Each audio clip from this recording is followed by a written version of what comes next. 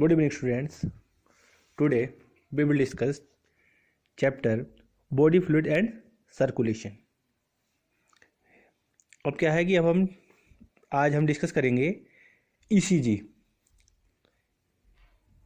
Electrocardiograph. अब ये होता क्या है? It is A graphical representation of electrical activity the heart during a single cardiac cycles. The electrocardiogram is obtained by a machine known as electrocardiograph. The study of the process of recording of electrocardiogram is called electrocardiography. जी ECG बोलते हैं. ECG basically क्या होता है? हमारे heart से ही related है, जिसे हम शॉर्ट फॉर्म में ECG बोल देते हैं. Einthoven is known as the father of electrocardiography. The impulse generated by the SA node causes contraction and relaxation of heart chambers. To obtain an ECG, a patient is connected to the machine with 3 electrical leads, one to each wrist and one to the left ankles. Monitoring the activity of heart continuously and heart functioning is evaluated by attaching multiple leads to the chest region. अब क्या अगर हम ECG कराते हैं तो उसमें multiple bats लगी रहती हैं जो चेस्ट पे लगा जाती हैं. अब reading of ECG. An ECG consist of 5 peaks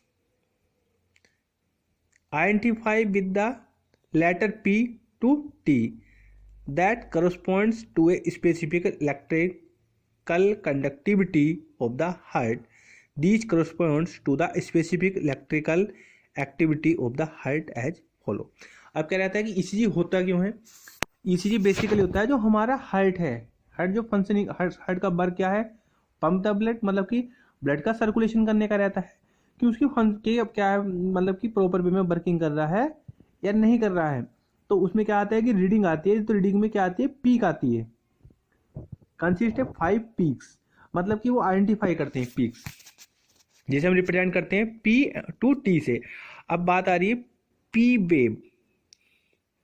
it is the first and the foremost wave of low amplitude. It represent the electrical excitation of the atria which lead to the contraction of both the atria. अब आता है QRS wave और complex. The QRS wave together forms the QRS complex. This represents the depolarization of the ventricles which initiate the ventricular contraction. अब बात आती है T wave की. अब जो P वेव था वो था लो एम्पलीट्यूड में. अब आता है T wave.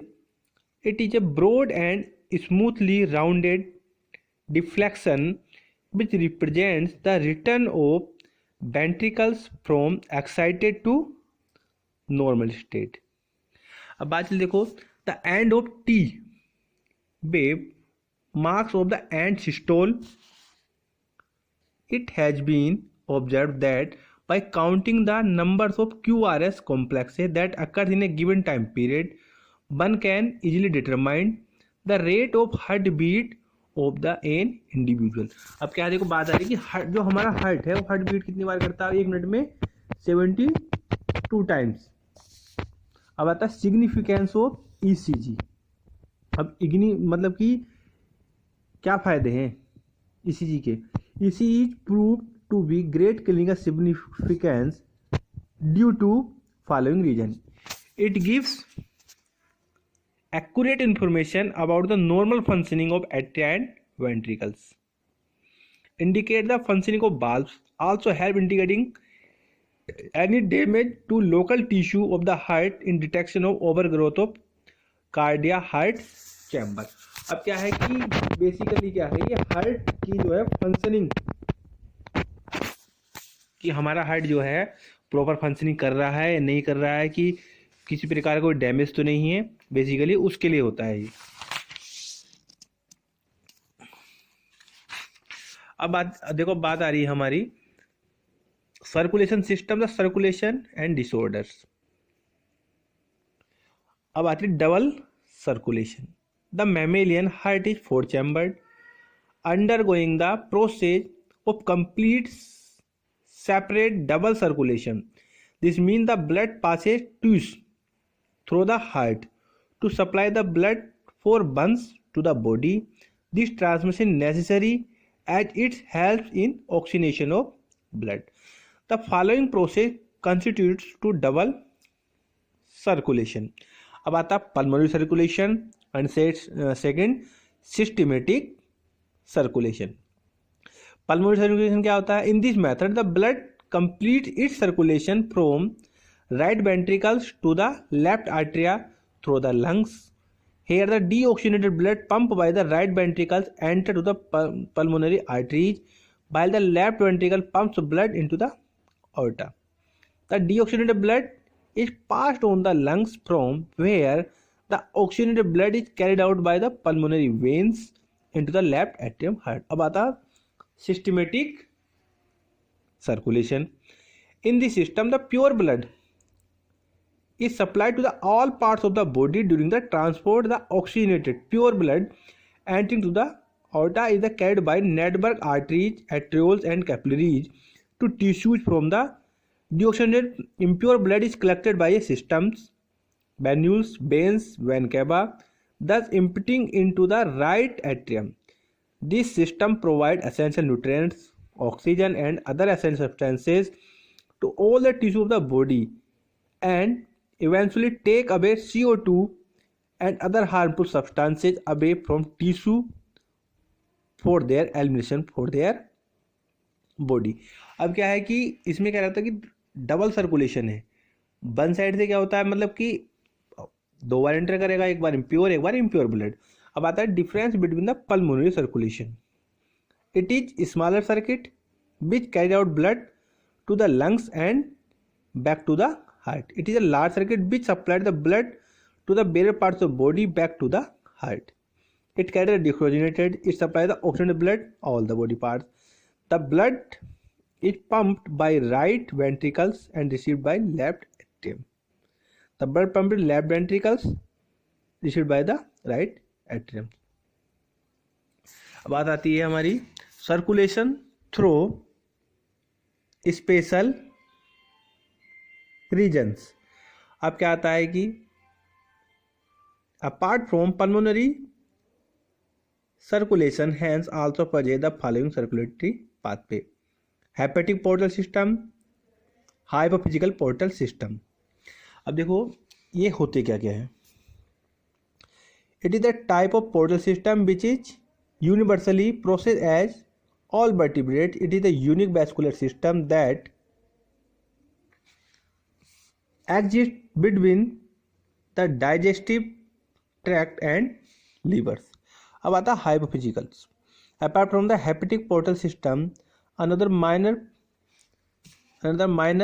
portal system called hypophysical portal system. It is also present, which consists of two hypophysical portal veins which carry blood from the hypothalamus, brains to the anterior lobes of pituitary glands. अब आता है coroner circulation. Coroner circulation क्या होता है? Although the heart is always filled with the blood, it does not take its oxygen and nutrient supply from the blood present in its chamber. Thus, in order to supply oxygen and nutrients to the muscles of the heart, a coronary system is present. अब आता है regulation of A cardiac activity. अब भाई इसमें क्या रहेगा कि regulation. अब क्या है, जो कार्डिक मसल्स पाए तो हार्ट में पाई जाती हैं. अब इसमें इसका रेगुलेशन कैसे होता है, रेगुलेट कैसे होता है ऐसे. The normal active. अब आता है न्यूरल रेगुलेशन, हार्मोनल रेगुलेशन.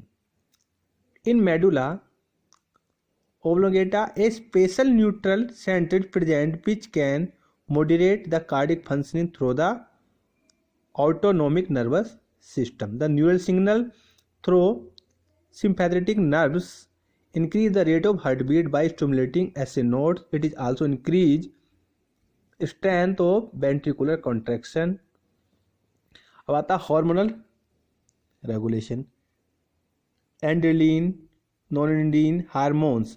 अब क्या हमारे बॉडी में हार्मोन सिक्रेट होते हैं, secreted by medulla adrenal glands has significant role in the regulate the heartbeat and thus increasing the cardiac outputs.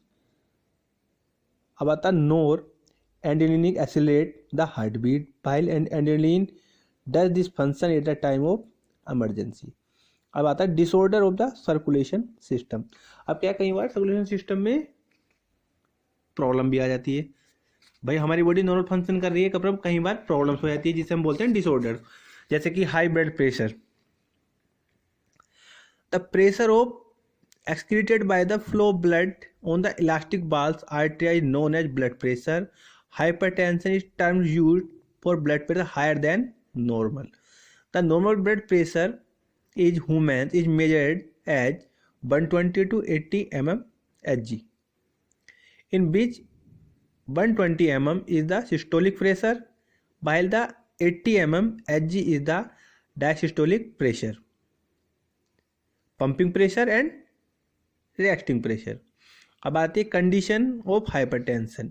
It may be lead many heart disease and also affect the vital organs of the body like brain and kidney.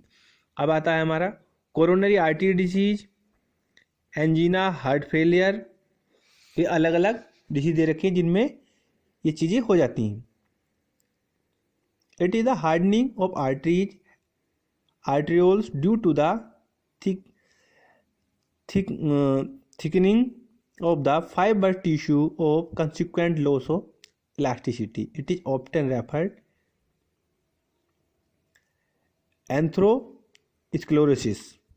This mainly affects the vessels which are mainly responsible for supplying blood to the heart muscles. Angina.